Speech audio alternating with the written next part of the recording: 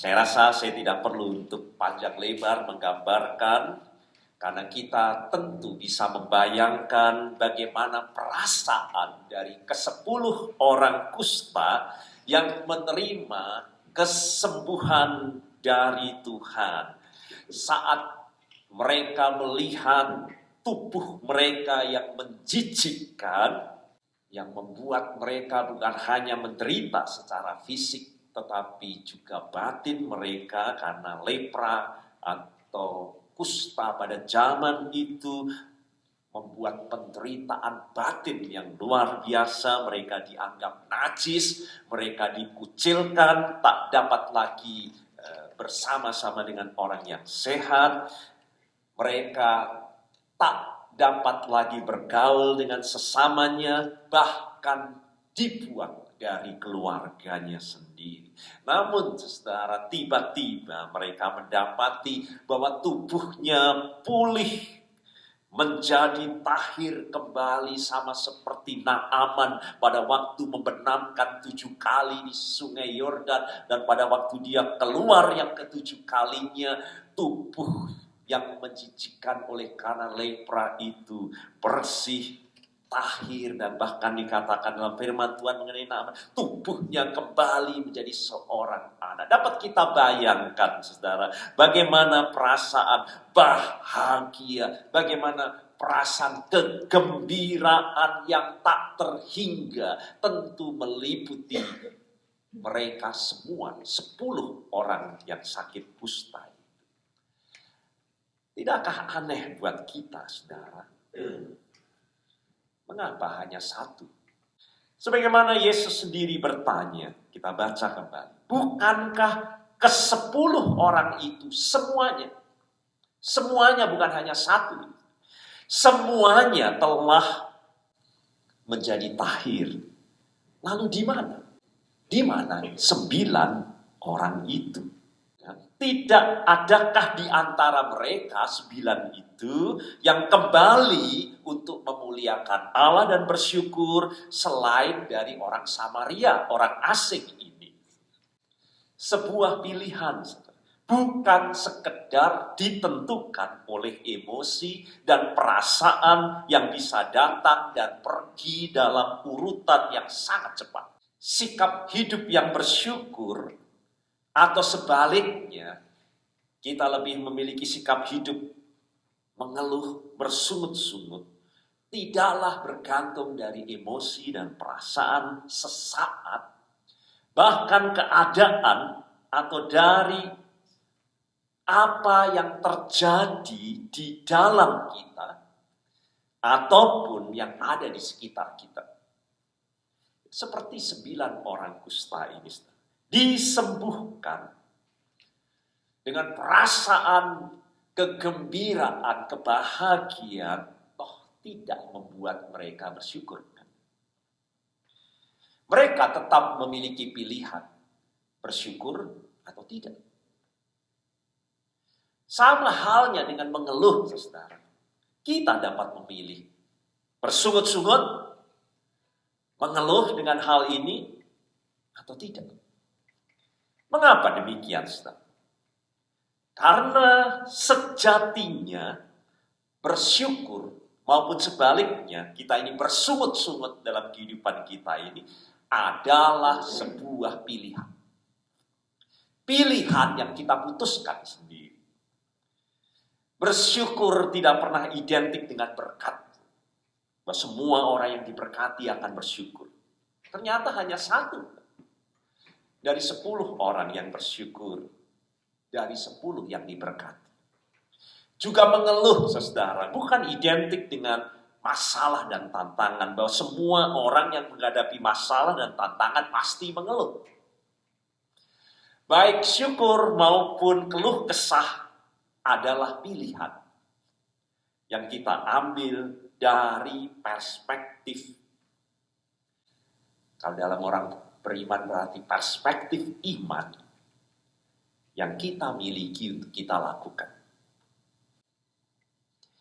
Dan karena, saudara, sebuah pilihan untuk kita putuskan sendiri, mau bersyukur atau tidak, mau bersungut-sungut atau tidak dalam kehidupan ini, maka pilihan kita itu pasti akan membentuk kebiasaan kita. Maka tidak heran ada orang yang cenderung dapat bersyukur senantiasa dalam segala hal. Tapi juga ada sebaliknya, orang yang selalu mengeluh, bersungut-sungut juga dalam segala hal dan senantiasa. Dan apapun pilihan kita itu, saudara, kita diingatkan bahwa semuanya memiliki akibat dan dampak dalam kehidupan kita. Dan karena bersyukur itu pilihan, dan juga bersungut-sungut itu juga pilihan yang kita putuskan sendiri, maka seluruh Alkitab, saudara, menegaskan agar kita memilih yang mana. Begitu jelas Alkitab memanggil kita, karena ini pilihan, maka dikatakan bersyukurlah selalu. Pilih yang ini. Bersyukurlah senantiasa, tidak titik, dalam segala hal. Kata lain, dalam segala keadaan. Atau sebaliknya, saudara, kita menegaskan agar kita membuang segala sungut-sungut dan keluh kesah dalam hidup kita. Kita baca kembali 1 Korintus 10 ayat 10. Dan janganlah, karena ini pilihan, jangan saudara memilih yang ini, bersungut-sungut seperti yang dilakukan oleh beberapa orang dari mereka. Kita baca ayat itu sangat mengerikan, dipandang sebagai kejahatan. Bersungut-sungut itu di mata Allah kejahatan. Dan mereka dibinasakan untuk menjadi peringatan sampai dengan akhir zaman ini buat kita semuanya. Sehingga mereka dibinasakan oleh malaikat maut. Bersungut-sungut di mata Tuhan itu jahat. Dosa dari bangsa Israel yang mendatangkan hukuman. Dan saya hayati, saudara, kalau Allah itu maha kasih, Allah itu maha penyayang, Allah itu panjang sabar, yang maha seperti itu saja tidak tahan dan marah dan menghukum umatnya yang selalu bersungut-sungut, mengeluh, mengomel, menggerutu, mencela, menyalahkan, menghina, menuduh, dan seterusnya, lalu selalu maunya bertengkar. Apalagi kita kalau Tuhan saja tidak tahan. Apalagi kita manusia yang penuh dengan keterbatasan. Juga termasuk pasangan hidup kita pun, anggota-anggota keluarga kita. Tidak ada yang dapat bertahan menghadapi siksa dari sikap yang selalu bersungut-sungut. Maka sebagai umat Allah, bangsa Israel, saudara, memang harus menjalani tantangan yang tidak mudah. Berjalan menuju ke tanah perjanjian di padang gurun tidaklah mudah. Namun, saudara, yang tidak mudah itu selalu diiringi dengan sesuatu yang senantiasa penuh dengan berkat-berkat penyertaan Tuhan yang ajaib dan meyakinkan mereka bahwa tak ada pencobaan yang seberat apapun yang melampaui kekuatan mereka. Nah, di tengah-tengah tantangan dan berkat dalam kehidupan kita itu, di saat saudara harus menghadapi tantangan, tetapi juga diliputi dengan penyertaan dan berkat-berkat Tuhan dalam kehidupan kita itu, mana yang dipilih oleh bangsa Israel? Bersyukur atau bersungut-sungut? Mana yang dipilih oleh umat Allah? Reaksi dan respon yang mereka pilih, saudara baca dalam Alkitab, Sehingga diulang lagi dalam perjanjian baru untuk menjadi peringatan buat kita jemaat Tuhan sekarang ini. Sampai akhir zaman, ternyata mereka lebih memilih untuk selalu bersungut-sungut, marah, kecewa. Sebagaimana kita baca saudara dalam Bilangan pasal 11 hari. Ini bukan yang pertama dan satu-satunya. Kalau sudah baca, ini sudah ke-6 kalinya saudara. Umat Allah ini bersungut-sungut dan mengeluh kepada Musa meskipun telah melihat pertolongan, perbuatan ajaib dari Tuhan, tulah-tulah di Mesir yang dahsyat seperti itu, yang membuat mereka keluar dari Mesir, laut yang terbelah menjadi dua, sehingga mereka bebas dari kejaran tentara Mesir.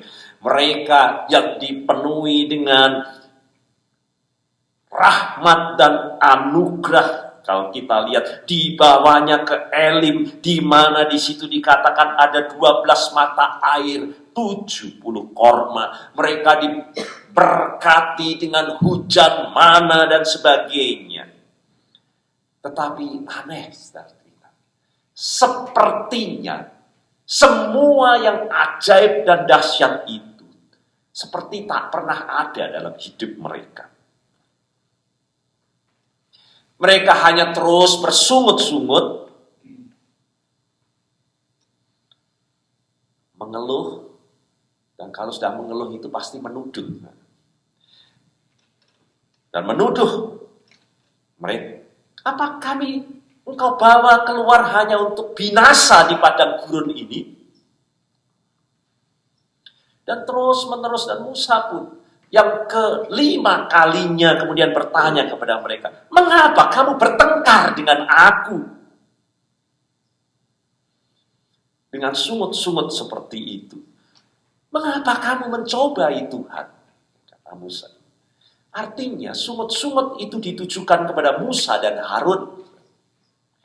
Tetapi meskipun ditujukan kepada Musa dan Harun, tetapi sesungguhnya itu ditujukan kepada Tuhan sendiri. Pemelihara mereka yang sesungguhnya. Sehingga Musa berkata, bukan kepada kami. Musa dan Harun, sungut-sungutmu itu kepada Tuhan sesungguhnya. Dan dapat lihat Keluaran 16 ayat 8. Maka di Bilangan pasal 11 ini, bukannya mereka bersyukur untuk mana surgawi, makanan yang turun langsung dari surga. Disebut sebagai roti malaikat buat mereka. Bukan membuat mereka bersyukur. Mereka mengeluh tentang apa yang mereka makan, apa yang tidak ada. Mereka ingat daging yang di Mesir, mereka mengeluh mengenai ikan, mereka mengeluh mengenai mentimun, mereka mengeluh mengenai semangka, mereka mengeluh tentang bawang prei yang tidak ada memang. Tapi mereka tidak bersyukur untuk keajaiban mana surga. Saya baca Mazmur 78.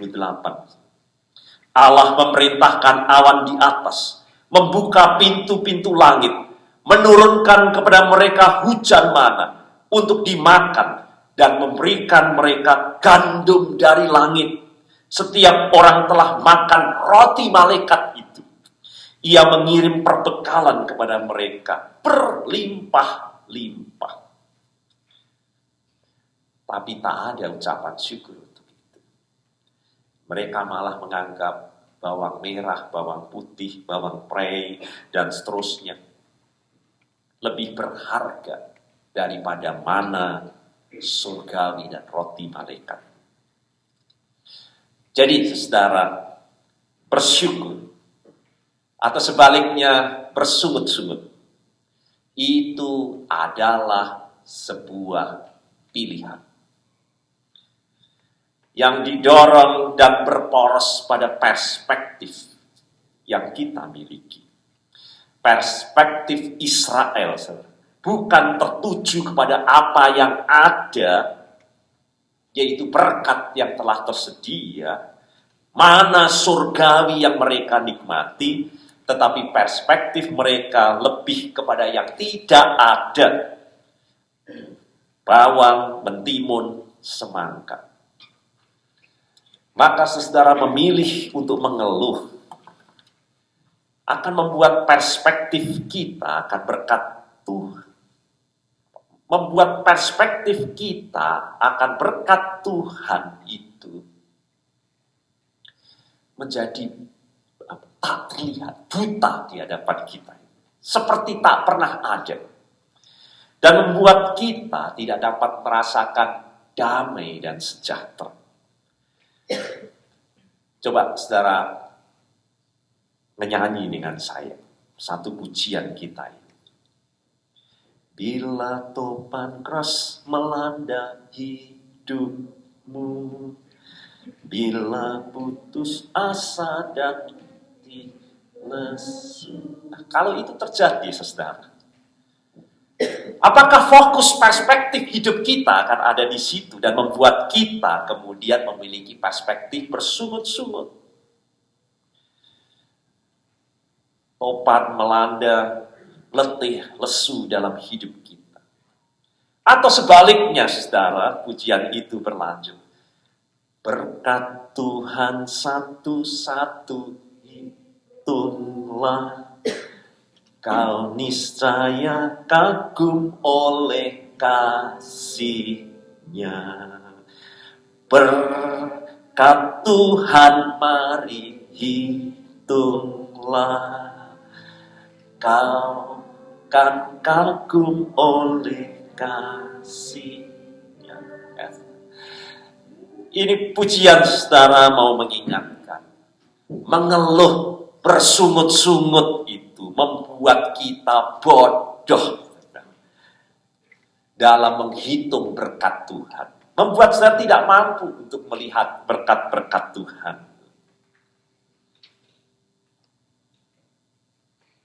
Sibuk mengeluh membuat kita ini menjadi orang yang konyol.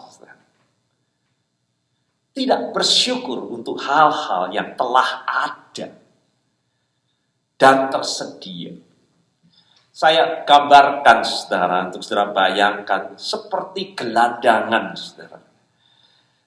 Yang diundang untuk masuk ke rumah seorang kaya yang baik hati. Gelandangan ini tak ada rumah, baunya busuk, pakaiannya tidak pernah ganti. Dibawa masuk ke rumah tuannya ini. Bajunya diganti yang gembel itu dengan pakaian yang baru diberi oleh tuan rumah itu. Bukannya bersyukur, tetapi malah berkata, ini baju aku tidak suka karena warnanya, garis-garisnya tidak sesuai dengan selera saya. Bukan bersyukur. Ketika menyantap hidangan, disediakan bersama-sama di meja makan dengan mereka, bukannya bersyukur tapi berkata, ikan panggang ini terlalu kering. Wah, pasti akan lebih enak kalau makanan ini ditambah sedikit lagi dengan merica. Dan es buahnya juga akan lebih nikmat kalau ditambah dengan sirup rasa leci. Ketika dipersilakan masuk ke kamar yang sudah disediakan lengkap dengan tempat tidurnya, dengan ruang pendingin, bukannya bersyukur, tapi berkata, kasurnya ini kurang tebal. Nah, saya bisa teruskan. Betapa sering dalam kehidupan kita dalam kekonyolan perspektif yang selalu mengeluh dan bersungut-sungut, yang membuat kita bodoh dalam melihat dan menghitung berkat yang ada. Kita bersyukur saat kita memiliki perspektif, saudara, untuk lebih berfokus menghargai. Garis bawah itu.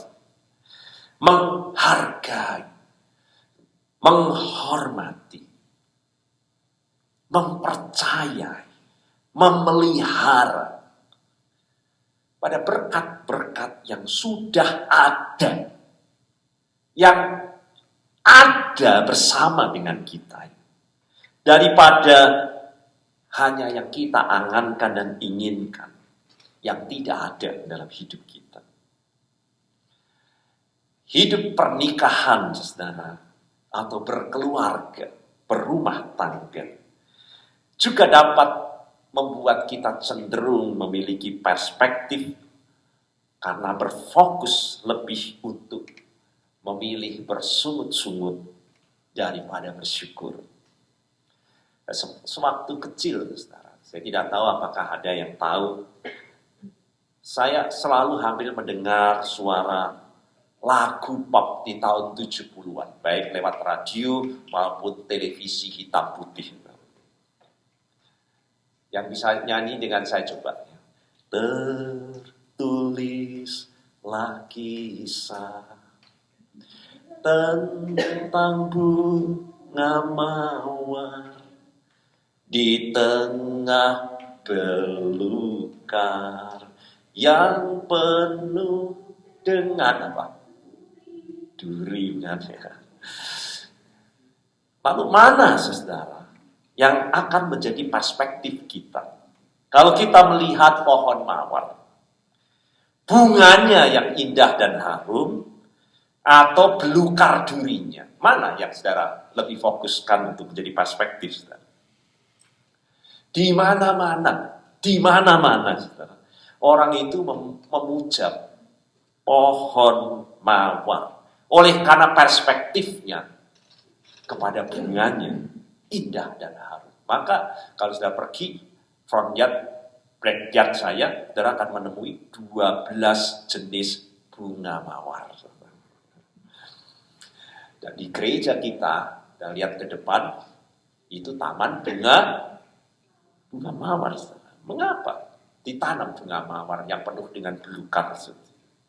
Jika kemarin, saudara, kita kerja bakti, bukan? Nah, ini ada orang, tangan saya ada lukanya. Ada luka. Karena ngecat, kena durinya pohon mawar. Namun aneh, saudara. Ternyata ada orang yang lebih suka perspektif tertuju kepada durinya. Kan? Belukar duri.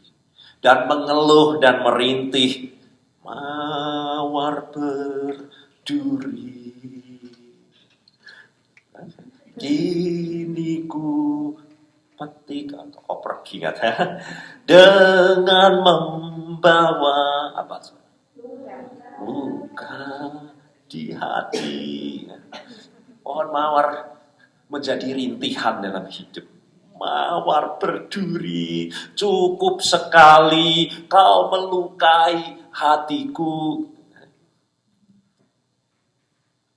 Itulah perspektif hati yang mengeluh. Hanya melihat duri-duri yang tajam di tengah bunga mawar. Sepertinya tidak pernah ada bunga mawar itu. Yang ada hanya meratapi belukar duri. Tetapi hati yang bersyukur sebaliknya. Dia melihat perspektif bunga yang indah dan harum di tengah-tengah duri yang tajam. Itulah pilihan. Apakah kita mau bersyukur atau kita bersungut-sungut juga dalam membangun hidup keluarga dan rumah tangga kita? Mana yang lebih kita berfokus? Kita sibuk terus membangun rumah tangga kita dengan mengeluh, mengomel, bersungut-sungut, atau kita lebih banyak dalam perspektif untuk bersyukur? Di sini, saudara, saya tidak pernah melihat cicak-cicak di dinding. Ada yang pernah melihat cicak di dinding? Seperti di Indonesia. Tapi rasa-rasanya, sampai di sini pun, banyak keluarga Kristen selalu mendengar suara cicak dalam rumah tangganya. Diberi makan,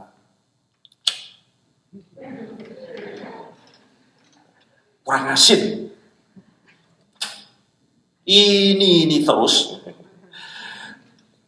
Besoknya nggak disediakan makan. Cak, saudara.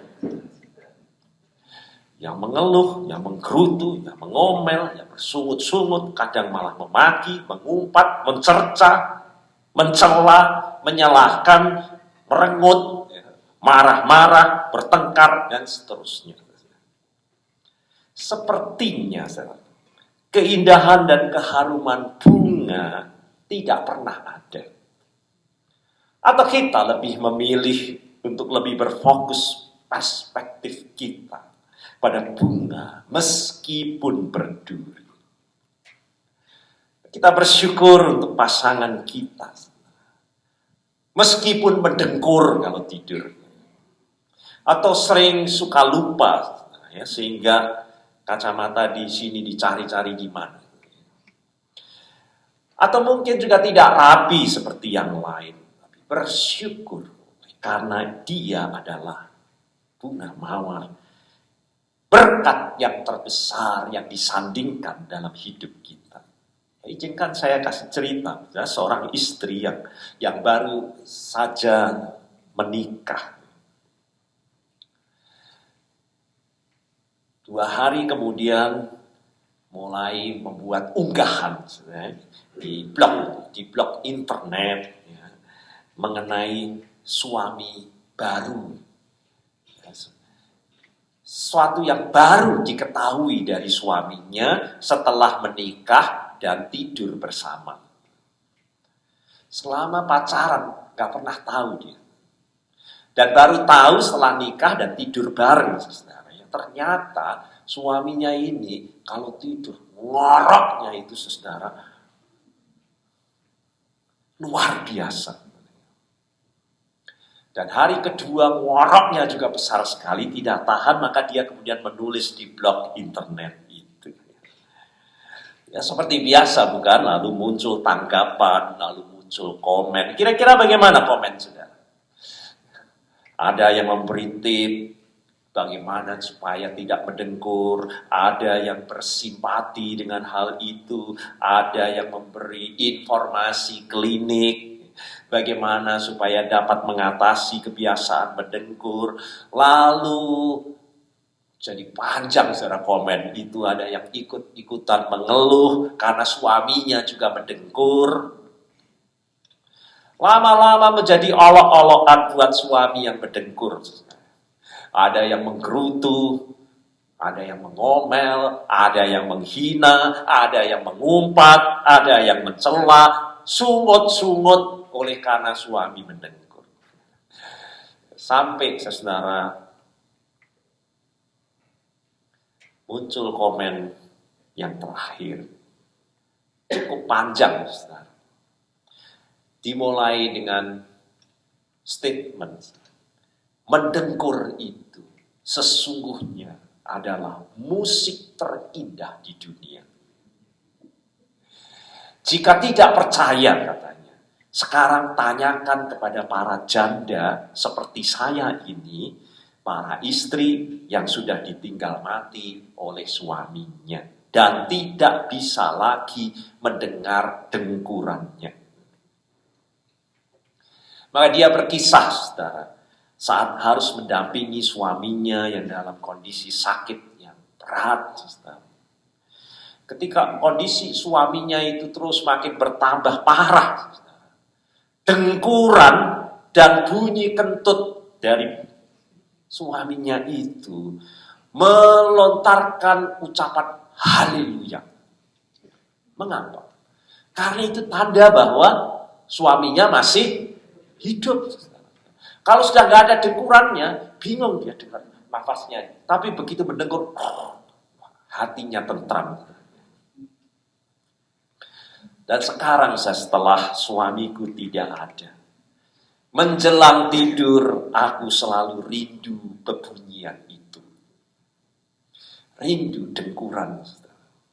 Mendengar dengkuran suaminya yang sudah tidak ada.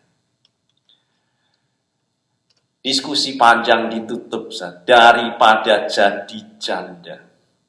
Tidur sendiri dengan hati yang sunyi. Dan merindukan dengkuran suaminya. Rasa syukur saudara keluar dari perspektif saat kita dapat menghargai, menghormati, memelihara. Sebagaimana kita melihat pohon mawar. Untuk lebih kita berfokus pada bunganya daripada durinya. Dan pada akhirnya kita akan sadar mengapa mawar itu berduri. Dan kita akan bersyukur bahwa itu ciptaan Tuhan di dalamnya. Sebagai mawar, cintai, hargai, syukuri pasangan hidup kita itu. Dan tidak sibuk hanya untuk melihat semak belukar duri yang ada. Selama masih ada waktu, saya katakan selama masih ada waktu, tidak akan seterusnya saudara bersanding dengan pasangan saudara.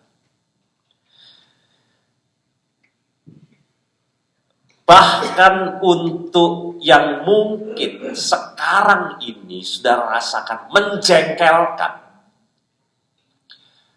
belajarlah menikmatinya. Pahami mengapa pohon mawar itu berduri. Dan saudara akan tahu. Kelak mungkin bahwa hal yang saudara keluhkan, yang saudara anggap jengkel itu, saudara akan rindukan dalam hidup saudara. Maka mari kita belajar saudara, dalam perspektif bersyukur. Dalam kita membangun hidup rumah tangga kita, saling mencintai, saling menghargai, saling memelihara keberadaan orang-orang yang dekat, bunga mawar yang ada dalam kehidupan kita, yang membuat kita bersyukur dalam kita membangun hidup berumah tangga. Amin.